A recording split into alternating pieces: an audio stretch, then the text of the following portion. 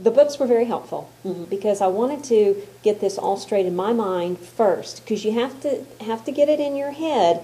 What is this? What are we doing with this? Where are we going with this? Ultimate objective, that sort of thing, and then to have the time to plan with your team. The books are great and stuff like that. I mean, I read some of the stuff, but to actually get a chance to go somewhere and watch somebody do some of this and see what was going on and talk to the kids, like we got to go when we went to Rains and stuff like that, that really helps me out, because not only is it just something on a piece of paper, I'm actually seeing something happen.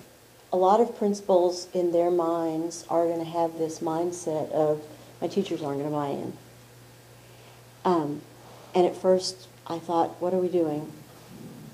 Because I don't think I was buying in. And then all of a sudden, it was almost like it washed over me, and I thought, okay, I'm doing this and I'm liking it.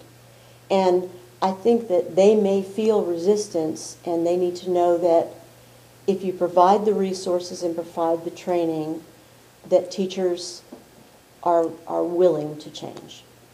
I think support and encouragement. Yes. Because I mean, yes. having tangible things, I mean, that made it get done.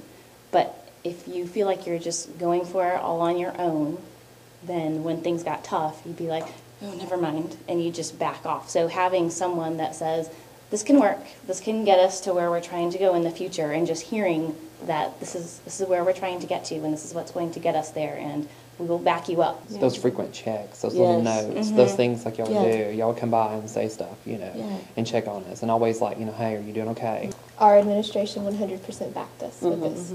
We had issues with technology and computers, and we had the technology, but then we didn't because they didn't have the program we needed on it. And so knowing that in the middle of a class we could run down to the cafeteria and find you and be like, okay, this is what we need, and that's what you got us. Right. Teachers really do need to feel safe before they take a risk like that. If you're going to take a risk, well, you don't want it to come back to haunt you. There was never anything negative. Even if it didn't work. Nobody of all the administration, no one said, oh, well, let's try it this way. Let's think about that. Let's do it this way. And I think that teachers don't often get positive strokes from administrators.